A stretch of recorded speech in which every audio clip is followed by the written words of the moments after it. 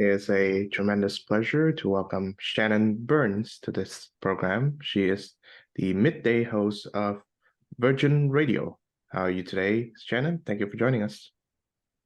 Yeah, thank you so much for having me. I'm excited to chat.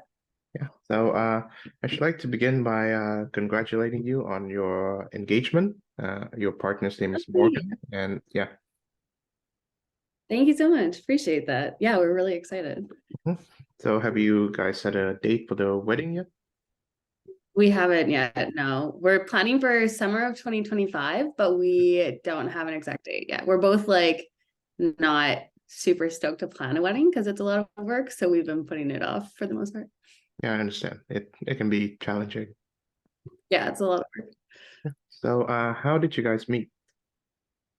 How did we meet? We met through mutual friends, and then because we were both on Tumblr like 10 years ago, which is a Mhm. blast from the past. And we both realized that we were going to be in New York City at the same time for New York City Pride in like 2013. So then we exchanged numbers and then we met up like very briefly in New York and like took a photo together really quick. And that was pretty much it. And then we kept in contact and like followed each other on Instagram.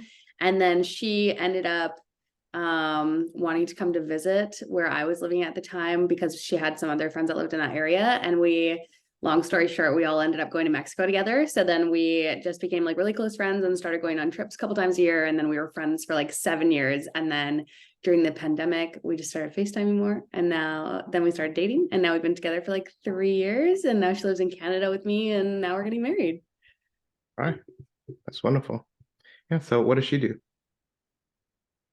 She works for like a software company in Toronto. So she's always been like Okay.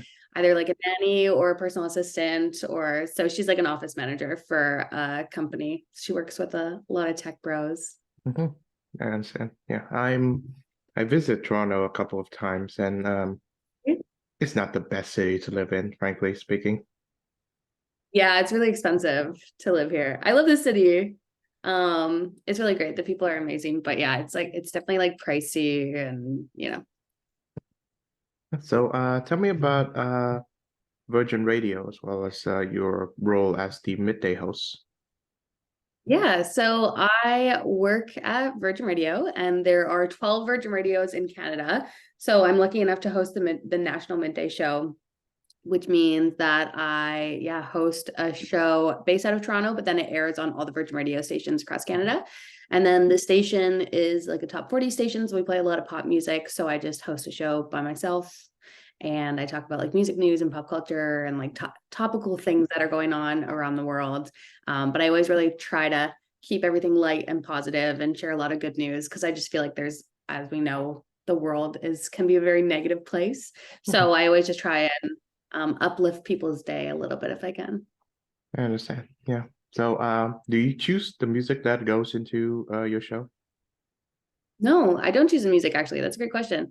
Yeah, so how it works for most radio stations is that we have like a music department and it's like consists of a few people and it's their job to pick all the songs that are played. And there's like a whole lot more that goes into it than a lot of people realize. So they really look at like a lot of different statistics and charts and streaming numbers and figure out what the songs are that people want to be hearing most often, and then they also figure out like the order of putting the songs in Canada. We also have CanCon laws, so Mhm. 35% of the Yeah. music that we play has to be Canadian, so they have to make sure that we play enough Canadian music and then send in those reports to make sure that we are like fulfilling our legal obligation.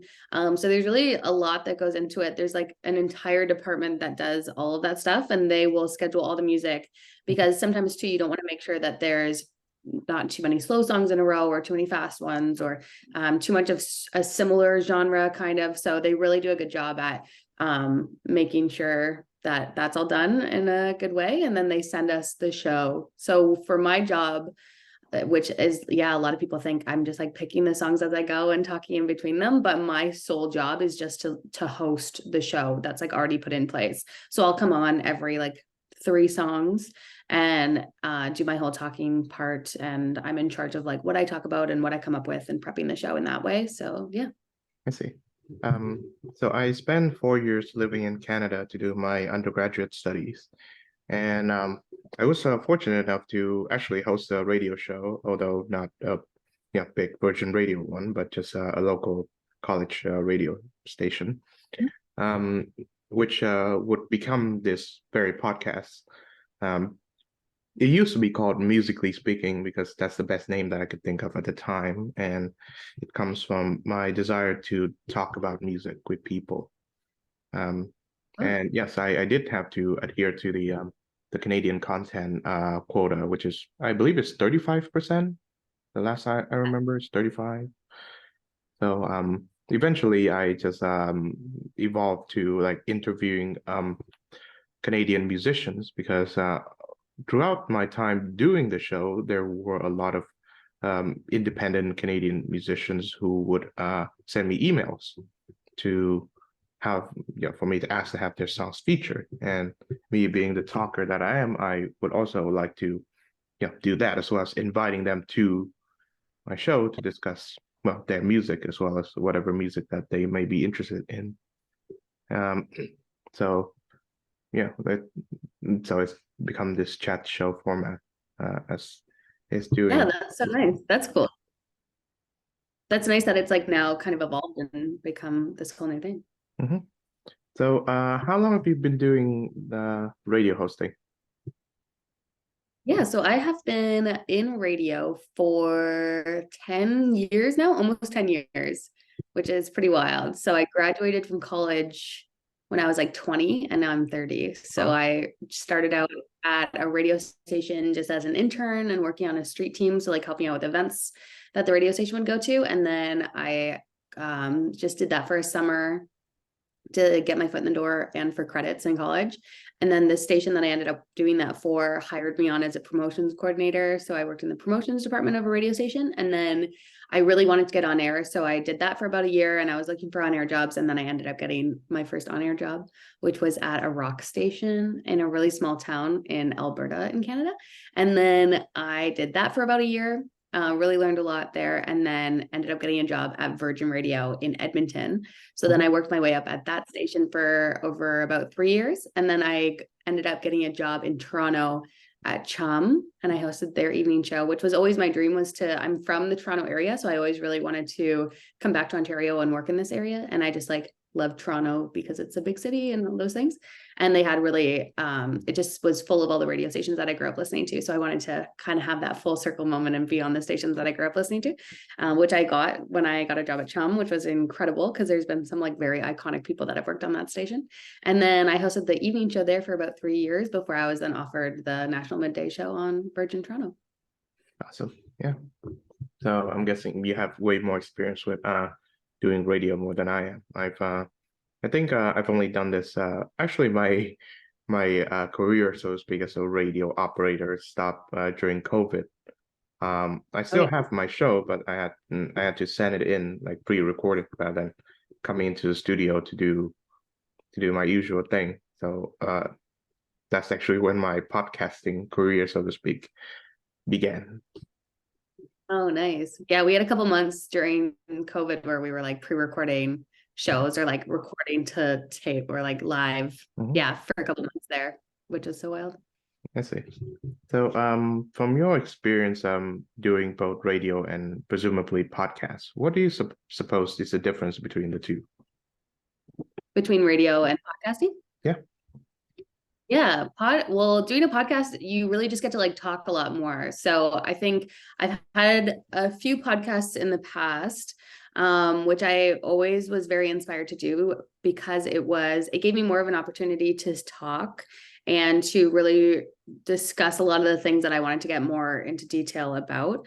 I think with radio, you get to go on, but you're only on for like a minute at a time and you talk about like a number of different things. So podcasting is a really good opportunity to like find a specific topic that you want to talk about and talk about it for an hour instead of a minute without all of the music. So I think, there's just, podcasting, I think really is just like a very long form talk radio show where a typical radio show, like what I do on an FM station, is like a mixture of music and also talking. So it's different in a lot of ways, but it's also pretty similar in a lot of ways too. There's a lot of younger people now that like follow me on TikTok that then listen to my radio show. And I used to live stream a lot of my shows, and a lot of younger people didn't understand what I was doing being on the radio because they just aren't as accustomed to it. And then or they would start asking and be like, oh, is it like a podcast? And I'd be like, yeah, it's kind of like a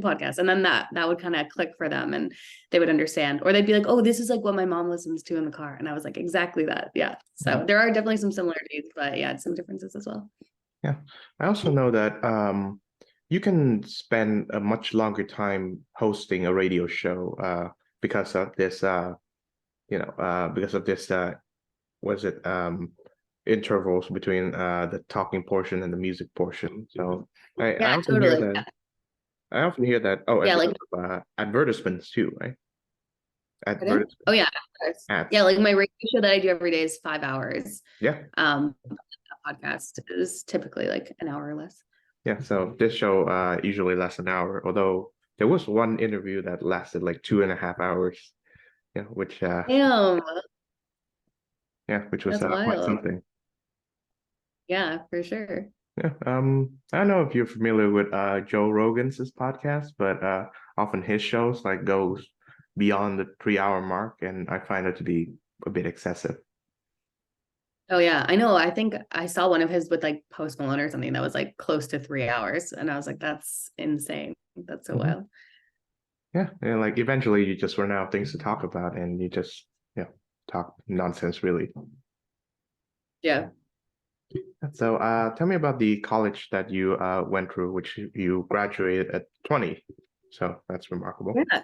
So I went to Niagara College, which I didn't really know what I wanted to do when I was in high school for after I graduated because I just didn't have any interests or any like career paths that I felt like I was getting pulled to.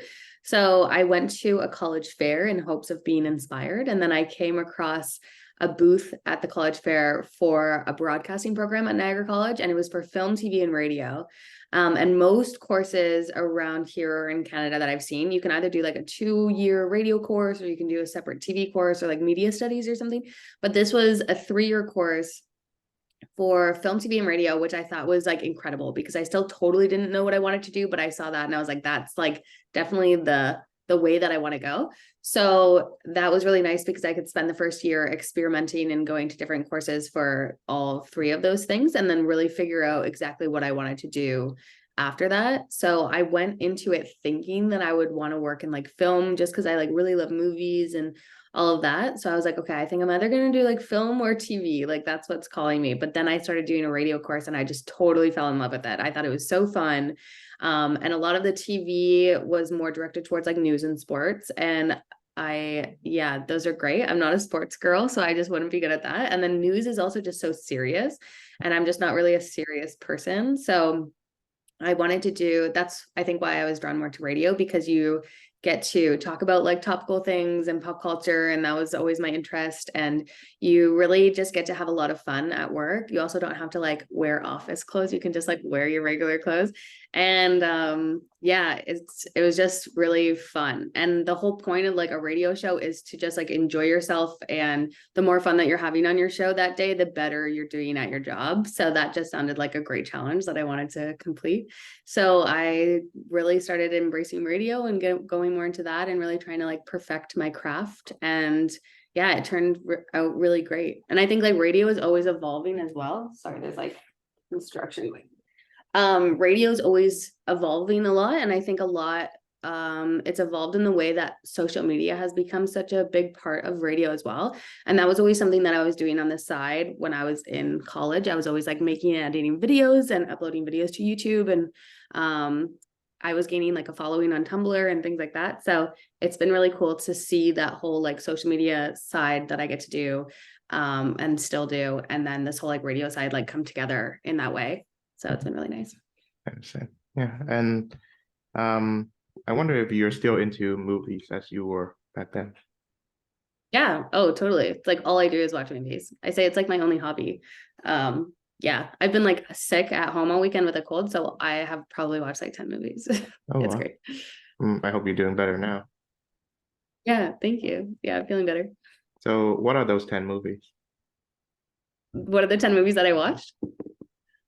Oh no, I don't know if I can recall off the top of my head. Okay, I watched Grey Gardens documentary, which is like from the 70s. There's a movie that was made after that, which I love, but I went and watched the original documentary.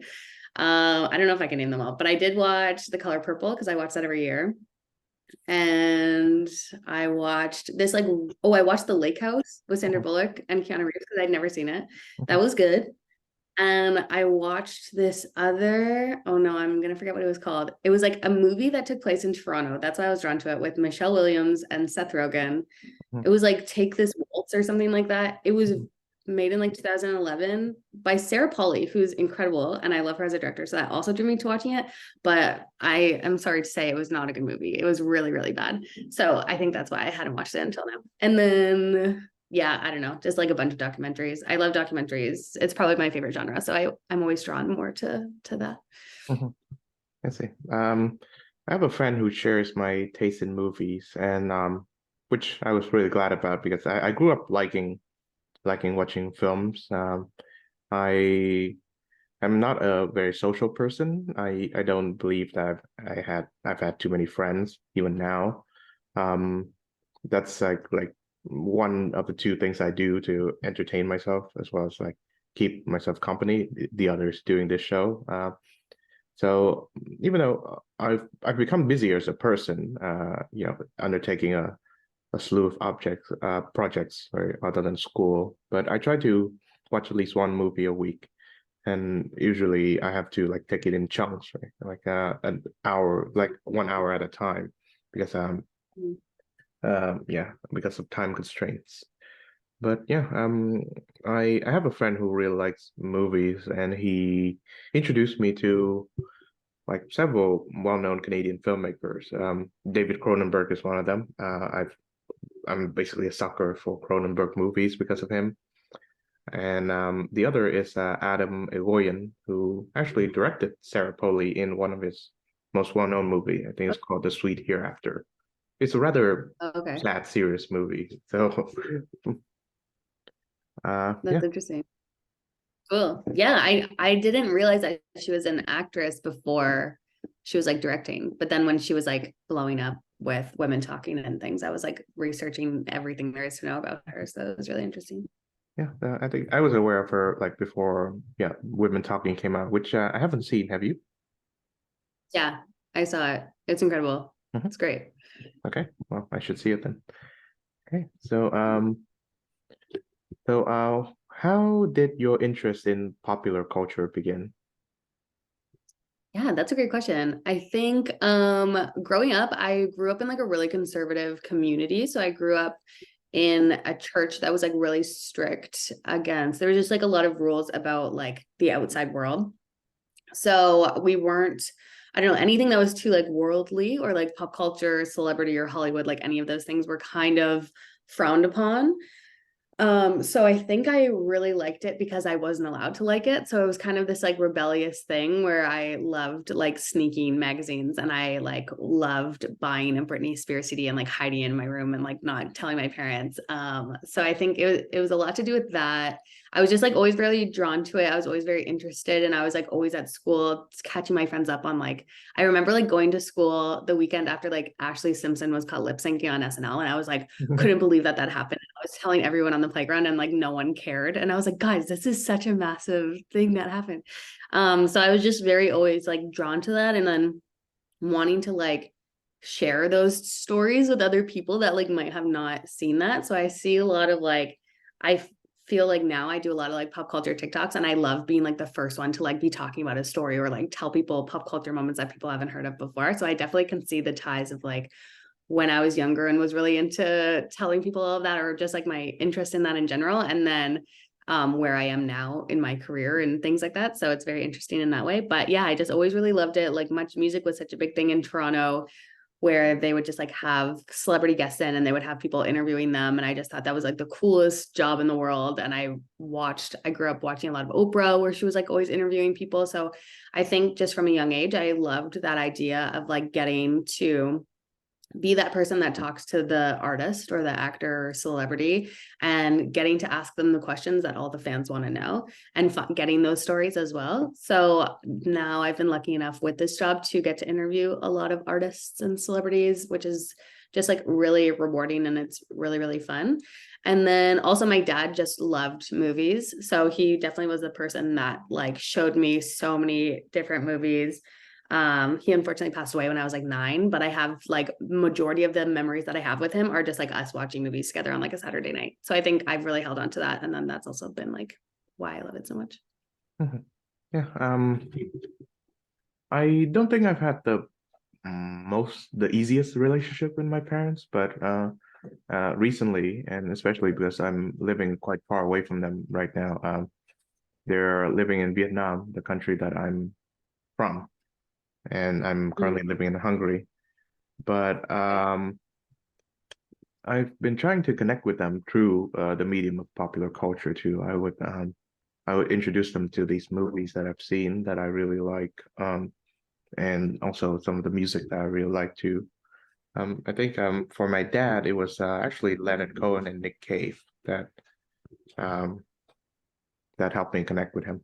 And for my mom, it's often movies and show. And I remember I remember introducing them to Breaking Bad, and they basically their pace of watching it out they basically outpaced me in watching the episodes. Like they had to be yeah, I had to remind them not to spoil whatever episode that they were watching at that time. But Mm.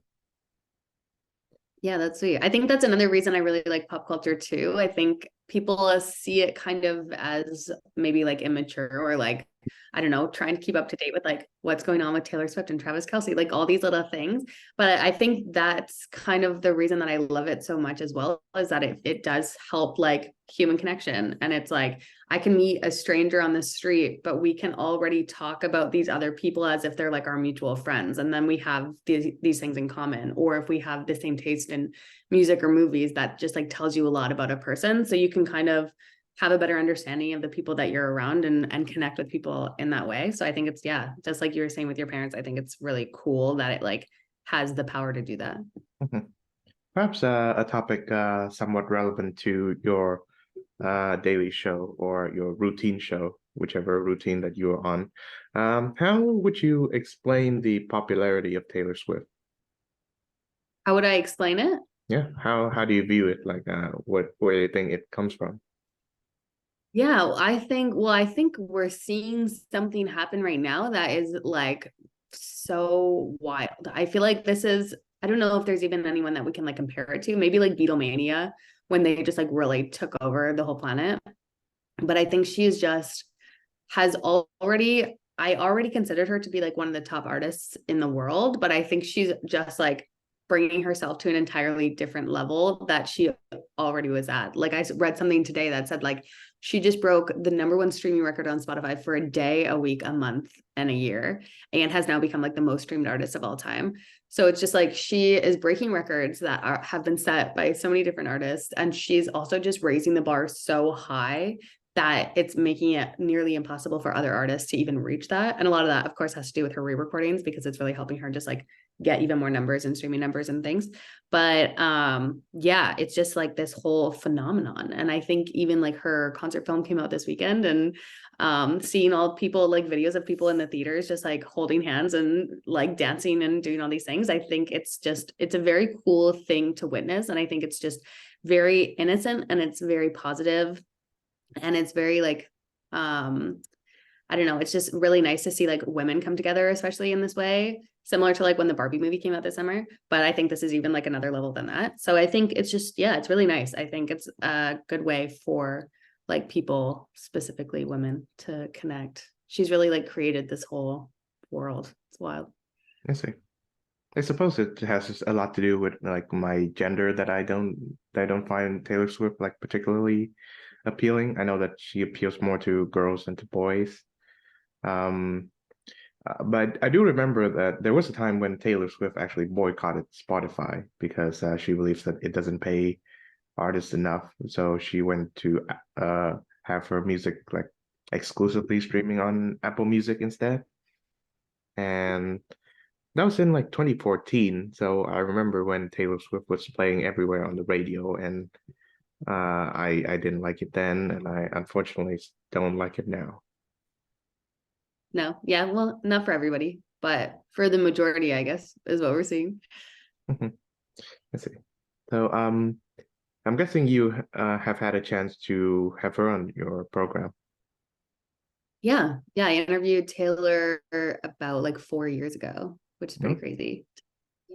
Yeah. Do you remember what were the topics of the conversation? I don't know. I'd have to go back and watch. I always like cringe anytime, especially like the older that interviews get. I like don't love, even sometimes I'll do an interview and then I just like won't watch it after I did it because I'm like, I've already lived it. I like don't have to rewatch it. But when I interviewed Taylor, I know that I started the interview and I asked her about her new cat because she had just gotten a new cat. And I forget what album cycle she was on, but I was talking about that. And I think I remember talking to her about like her Easter egg clues and the new music that she had coming out at the time and stuff. But yeah, it was like a great conversation. I remember thinking after she I remember after that conversation, what really stuck with me is that I could tell that she is like as successful as she is because she was just so nice and so warm. And she's just like very personable. And I remember thinking that the same, like thinking the same thing after I interviewed Ed Sheeran, Mhm. because he was also just like the same, like very personable, very nice, like just really acts like you guys are best friends, even though you met 10 seconds earlier, which I think is just really a part of like how charismatic they are, which I think is a big part in the success that they've had because they just like make people feel really special. See. Um, yeah, which makes me to my question of whether you you're required, so to speak, to be nice or personable in order to be to be as successful as they are, or even successful, or do you just have to be like good at your job as musicians, or and release like incredible music, maybe? Yeah, I think it's definitely a level of both. Like I think if you release a bunch of music that everyone loves, but you're really mean to everyone, I don't think people are going to want to support you and want to be fans of you and all of those things. So I think it is really important. I think in any aspect, like music or not, to just be a nice person and treat other people with respect. I think that's what's going to get you to where you want to go, right?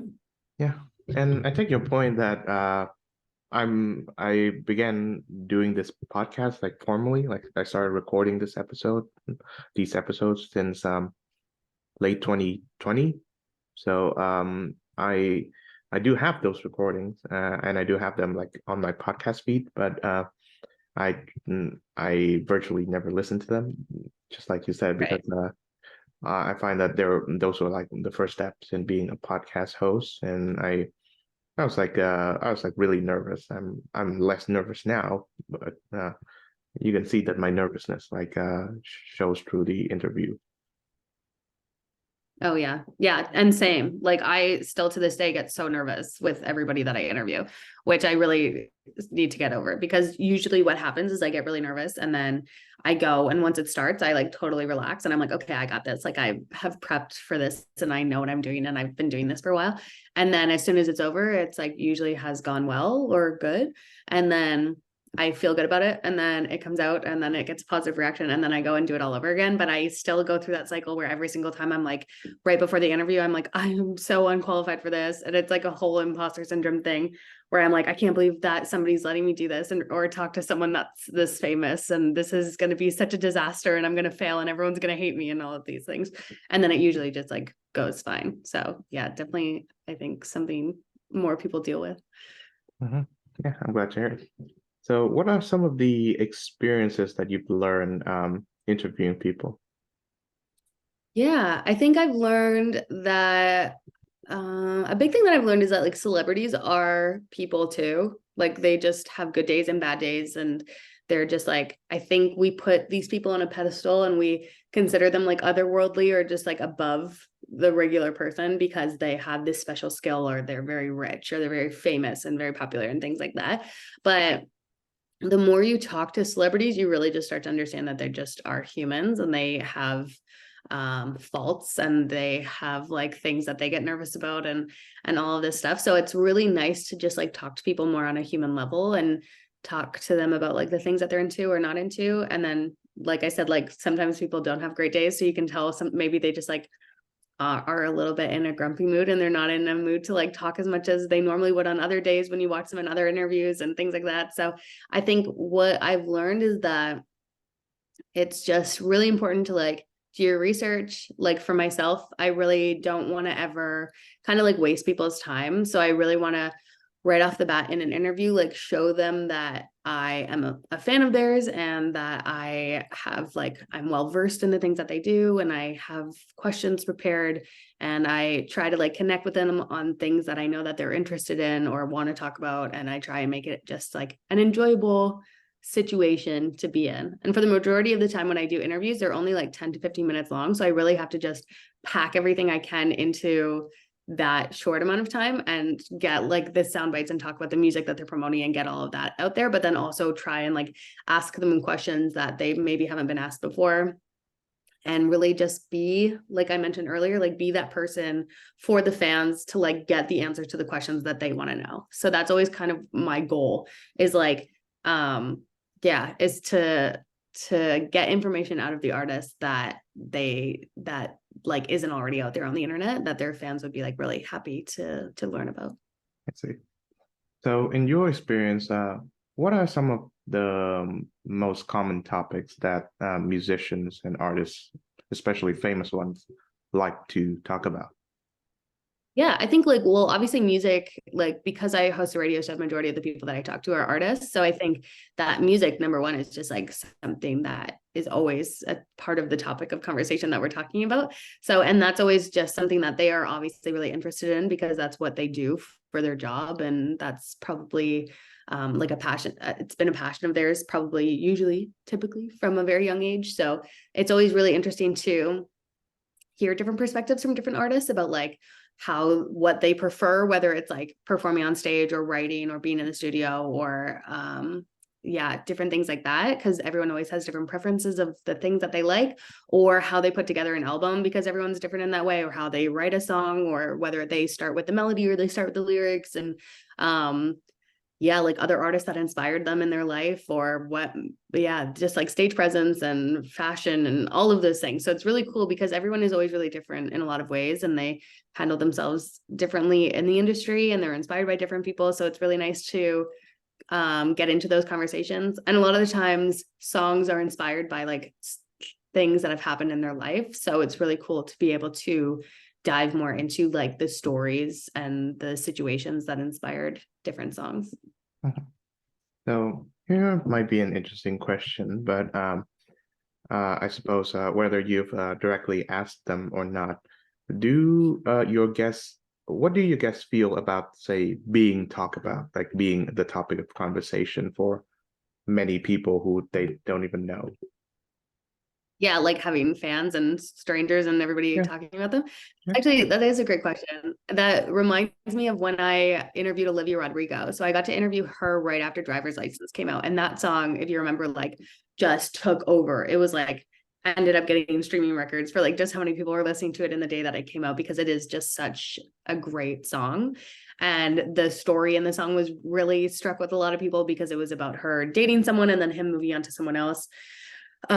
Which people then started speculating about who the song was about, because it was about her co-star on the show that she was on, and then this and another girl that was involved in there as well. And so for her, she was like so young at the time too, and I really wanted to know from her. I was like, how do you feel? I forget how I phrased it, but I was like, how do you feel knowing that there are so many people talking about your life in this way? And she was like, she said pretty much that she just let it go. She was like, once the song was out, it wasn't my song anymore. It was everyone else's song. So it's just like however they perceive it to be, and whatever story that they think that it is, like they can have that. And I thought that was really interesting, because I feel like the average person, when they see somebody talk, like for myself, if I saw all these people online like talking about me, making speculations about like my romantic relationships and things like that, my first instinct would be to like correct them, or like to enter the chat and discuss like, I don't know, all of these things about it and wanting to get in my 2 cents of the truth. But for her to just let it go in that way, I think is really healthy. And I think that's probably how she's gonna be successful in this career for a really long time, because she isn't bothered by things like that. And yeah, doesn't really care that so many people are talking about her. And then I think for other artists too, I think they all kind of like have that mentality where it's like this, some of them I think probably love the fame and the attention that they get more than others, but for some people too, they're just like first and foremost artists, and being well known is a benefit to the job because it just means that more people are listening to their music. So I think that's kind of like the main priority for a lot of people, is that they get to do this thing that they love and they have a lot of fans, and that's great. But then this is also just like a part of it that people are going to be talking about them in that way. But yeah. I see. Yeah. So I'd like to ask you that question. As a public figure, how do you manage being talked about? Yeah, I don't know if people like talk about me too much, and I don't really feel like I don't feel like people are like tweeting things about me or stuff like that, which is probably a good thing. And then I've never really seen anything like negative either. So luckily enough, that has also been great, that I never have really had to deal with I don't know, people saying things about me maybe online that like aren't true and things like that. But I think there is a level of like exhaustion that comes with constantly being perceived, I think. So like hosting a 5-hour radio show and then like making TikToks all day and then having people comment on the TikToks and like maybe like commenting on how I say certain words or like the phrasing that I used for something, or a fact that I said that they don't agree with, or like something like that. So I think usually by like Fridays, I'm just so sick of seeing my face, and I'm sick of hearing this on my own voice, because I'm like in a position with my job where I am not just like working in a cubicle and working on a computer and like no one is aware of who I am. Like everything that I do in my day-to-day job is then like going out into the world for people to then like judge and absorb and like, I don't know, perceive. And then they like text in and give me their opinions on things, which is great. And I love it. And it's really fun because it's like collaborative and I love what I do. But yeah, there is definitely a level of like, you get tired, or you just get like, sometimes I just feel kind of like insecure or just like not confident all the time. So then when I'm like doing a whole show, sometimes I'm like, I don't know what I'm talking about. Like, what does, I don't know. So like, yeah, I don't know. And then just also having to be creative all the time too can be challenging if you're just like not in the mood. So I think more often that's kind of the things that I deal with rather than like people talking about me online. Do you know what I mean? Yeah, I get it. So I've always find fascinating that for the most part, popular musicians, like the the other element besides their music is their fandom, right? You do not have the same relationship when it comes to, say, a classical musician. There are a few, like for example, people like Itzhak Perlman, because they're really famous and all that. But for the most part, classical musicians do not have a fandom, because what I find is that their music is not autobiographical. They are doing their best to interpret a composition made by someone else. But for a popular Right. musician, Yeah. usually their music is a reflection of their own experience. So there have been like multiple like scandals about like a certain hip hop artists who say certain things about themselves, like and people find out that it's not true. Like for example, Drake, right? There's a song of his called "Started from the Bottom." Well, people Yeah. find that to be rather absurd because he grew up middle class and he enjoyed a degree of celebrity before turning into music. So it can be fascinating, like to what the relationship that we have to popular music uh, as opposed to classical. Yeah, no, that's a really good observation. It's really fun too as an interviewer to get involved in like different fandoms too, because they all are just like different communities. So I've like developed a relationship with different fandoms, like Niall Horan's fans, and because I've interviewed him like 5 times, and like 5 Seconds of Summer has such a strong fandom, so I've also interviewed them a few times. So then I really get to know the fans, and they get to know me, and things like that. So I love the whole like idea of fandoms, and I love the different fandoms. Some are a lot more intense and not as nice as other ones. But yeah, it is just like a very fascinating thing. Yeah, the Taylor Swift fandom quite can be quite the intense one, I think. Yeah, oh, definitely. I feel like I would be more nervous now to interview Taylor Swift than I was 4 years ago when I interviewed her, because there's just like also so much information about her. So I consider myself a Swiftie, but I'm not like as insane as some such like dedicated fans who just know everything about her. So I think I would be intimidated in that way, where if I interviewed Taylor, I would like have to spend like 2 straight weeks just like fully prepping to catch up with how like yeah, how incredible so many of her Swifties are. Or maybe just have to like talk to one of them and get all the information or something. But yeah, some people just like know everything. Like BTS is another one where their fandom is just so wild. A lot of K-pop fandoms are really dedicated, which Oh is yeah, amazing. I grew up in Vietnam, so because of the proximity between South Korea and Vietnam, K-pop unfortunately made its way to our country before it made to the Say West. unfortunately, Unfortunately, yeah, because not a fan of K-pop. it's a genre that of all the genres I refuse to listen to because I grew up knowing people who like it, and I know how intense they can be, and I know Is that what you don't like? how It's so generic intense. the music can be too. Like I don't find a hint of creativity in that music, Really, unfortunately. that's such a broad statement to say for like a whole like a whole genre. I know, but I've listened to enough of it. So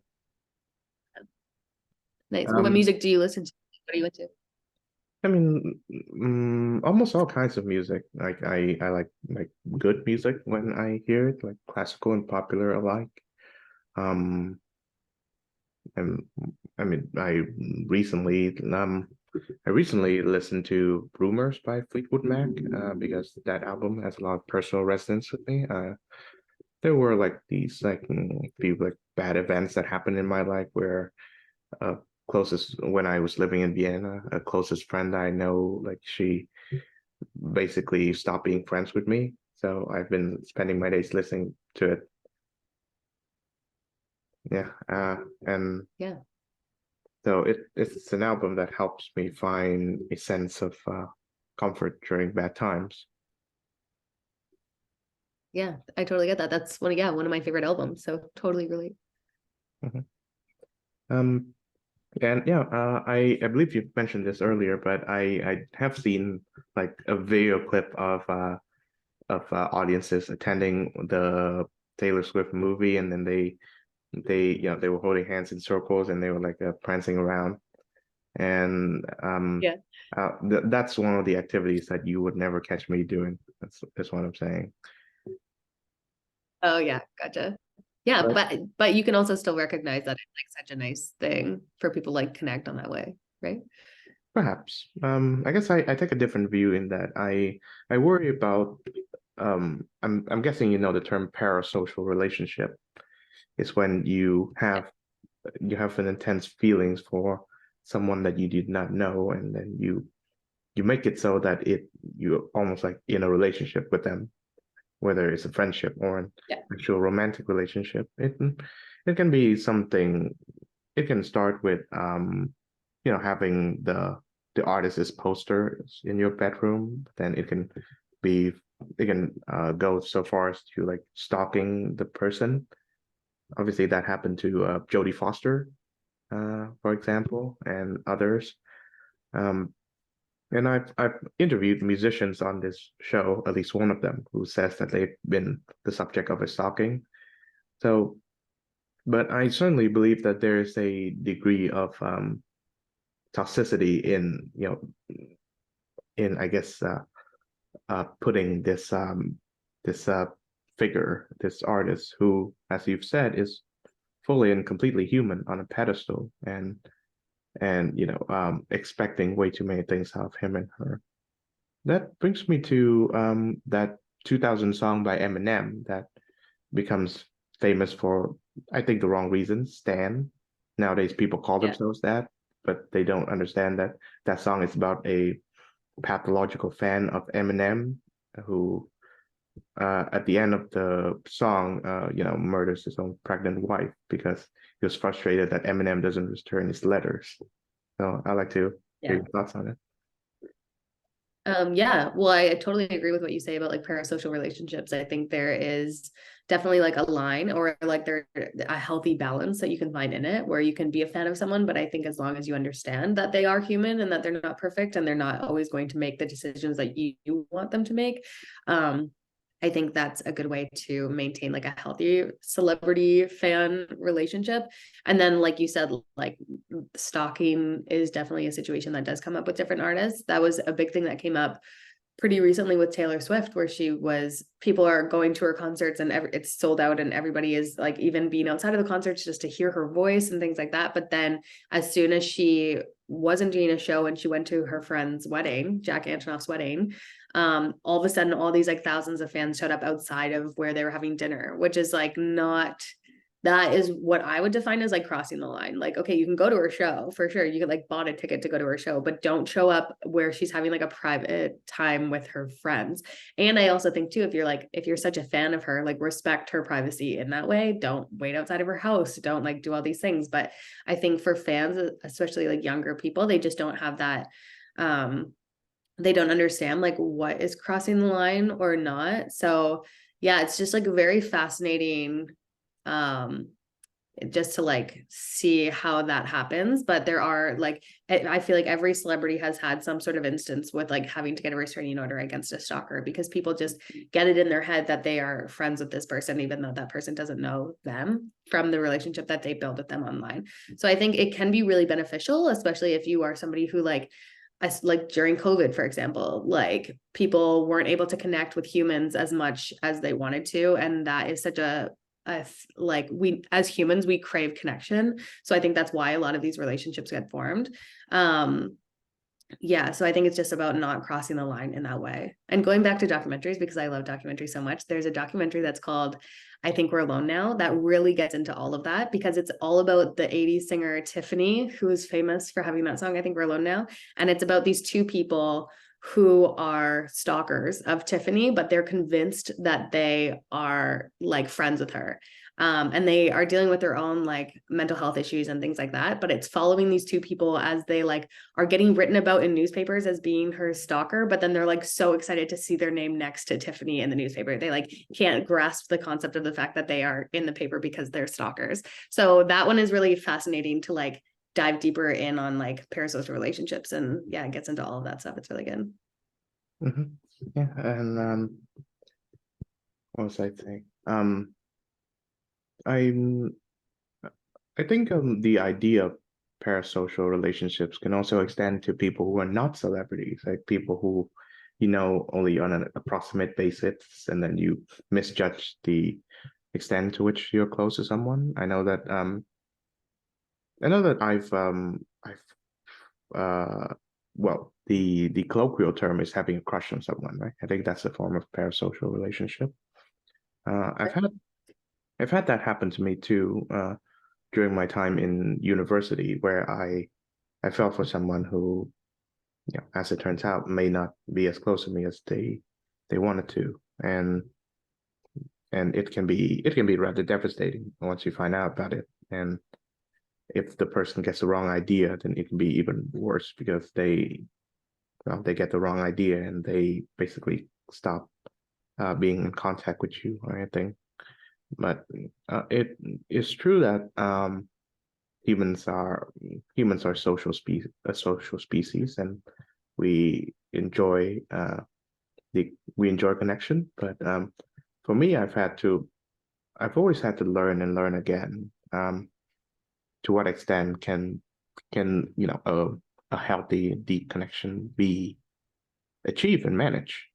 Because because for the most part, people get the wrong idea and have to be cognizant of that. Yeah, totally. Yeah. But I think a lot of people too, it's like it goes into identity and stuff like that, like with Taylor Swift. people see a lot of themselves in her songs and her music, and she, along with other artists with their music, can like inspire people in a lot of ways to feel better about the issues that they're going through. So it can also just like be really beneficial in a lot of ways too. But then, like I said before, like going back, it's all about, yeah, the balance and making sure it's not unhealthy. Mhm. Yeah, which is why I prefer listening to music by people who are already dead, because that way if they're alive, I don't get any ideas. And I listen to a lot of So Sinatra and Louis Armstrong and all that. So nice. Yeah. Awesome. so speaking of, what are some of the music that you've been listening to lately?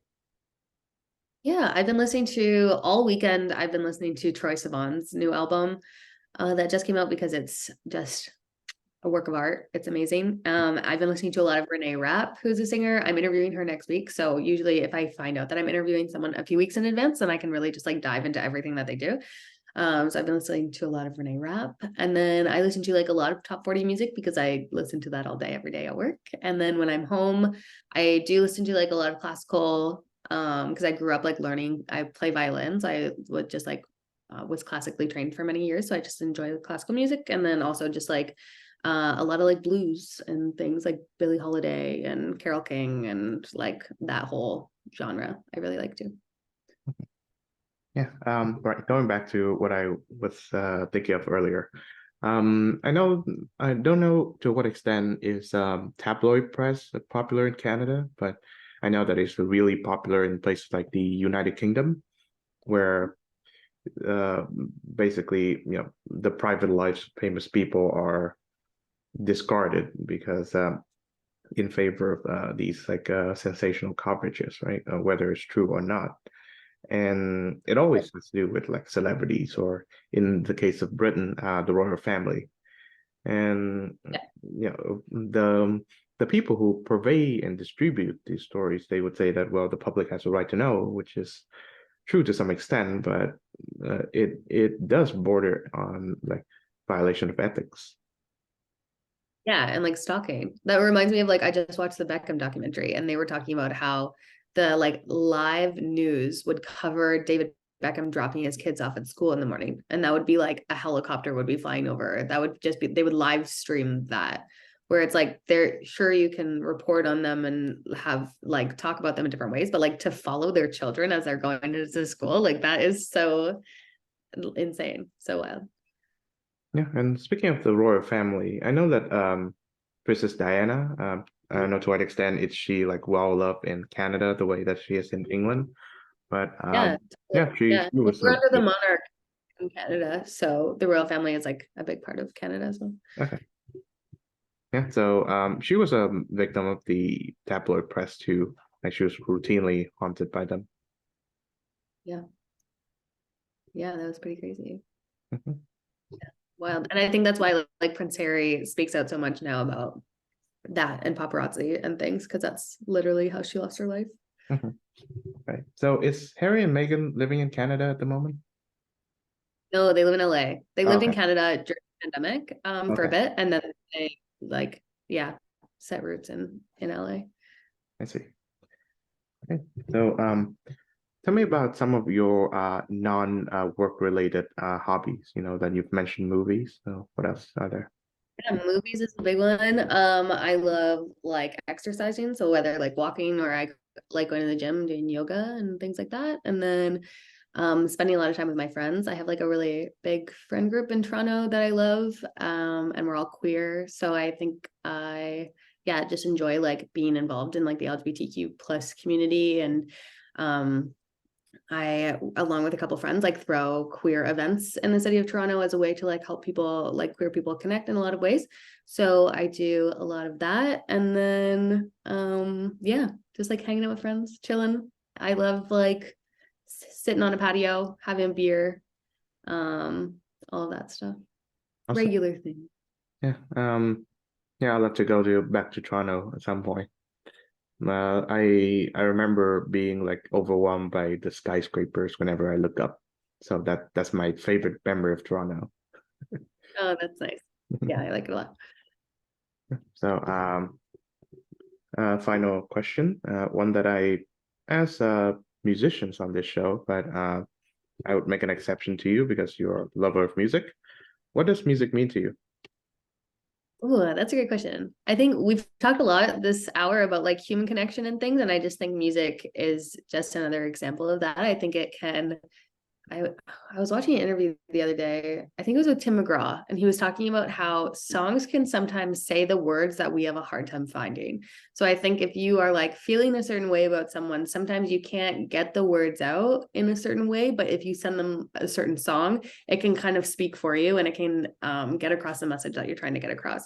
And that really, I've been thinking about that a lot because I think that is just like a level of why music is so important. I think it like connects us in a lot of ways. I think it can like speak for us in certain ways when we can't find the words.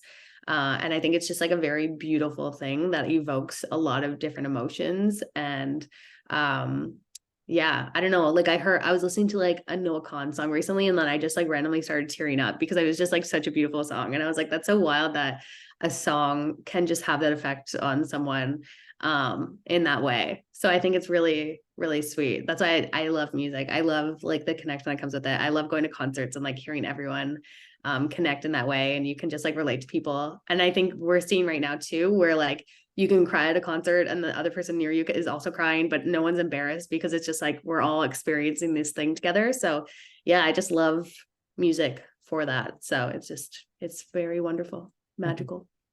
Yeah, and I also find it rather tragic and odd that we talk about music in a very uncomplicated way, in that we speak about it in terms of how much it means to us, but in terms of musicians, I know that many independent musicians are struggling, especially after COVID, and famous musicians are, well, who we talk about as celebrities and not people who make music and make our lives meaningful.